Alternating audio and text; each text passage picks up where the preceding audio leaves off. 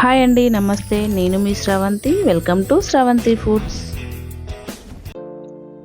ఈరోజు మన వీడియోలో చూడబోయే రెసిపీ వచ్చేసి దొండకాయ ఉల్లికారం. ఇలా చేసినట్లయితే దొండకాయ అంటే ఇష్టం లేని వారు కూడా ఎంతో ఇష్టంగా తింటారు. ఈ కర్రీని ప్రిపేర్ చేసుకోవడం కూడా చాలా ఈజీ. ఇప్పుడు దీని ప్రాసెస్ ఎలానో చూద్దాం. నేను ఇక్కడ 300 గ్రాముల దొండకాయలను తీసుకున్నాను.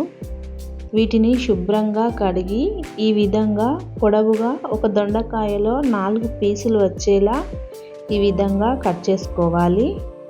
తర్వాత స్టవ్ పై కడాయి పెట్టుకొని 1 స్పూన్ ఆయిల్ వేసుకోవాలి.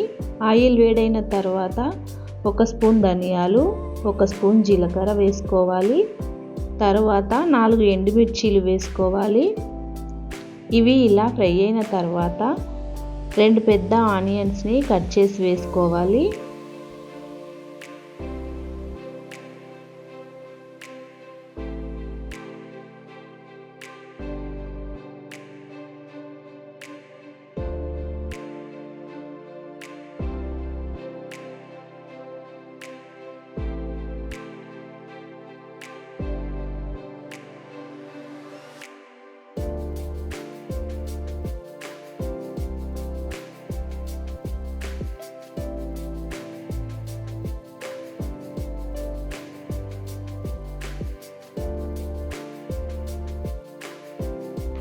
ఇవి ఇలా ఫ్రై అయిన తర్వాత వీటిని మిక్సీ బౌల్లోకి తీసుకోవాలి.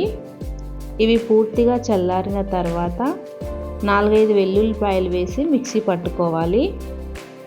ఇప్పుడు ఇదే కడాయిలోకి 4 స్పూన్ల ఆయిల్ వేసుకోవాలి.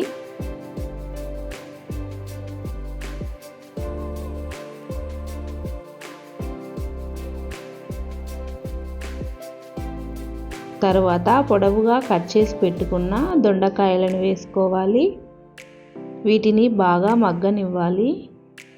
చూడండి, ఇవి కాస్త మగ్గిన తర్వాత 1/2 స్పూన్ పసుపు, 1 స్పూన్ సాల్ట్ వేసుకోవాలి.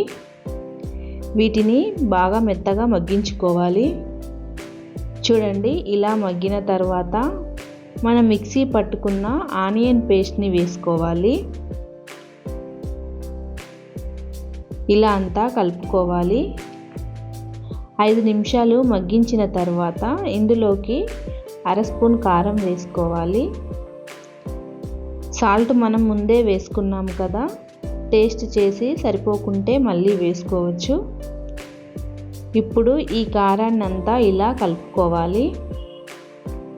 2 నిమిషాల తర్వాత కొద్దిగా చింతపండు రసాన్ని వేసుకోవాలి.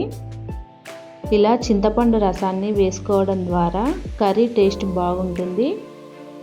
ఇప్పుడు దీన్ని మూత పెట్టి 5 నిమిషాలు బాగా ఫ్రై చేసుకోవాలి. తర్వాత కొద్దిగా కొత్తిమీర వేసుకోవాలి. ఇలా అంతా కలుపుకొని స్టవ్ ఆఫ్ చేసుకోవాలి.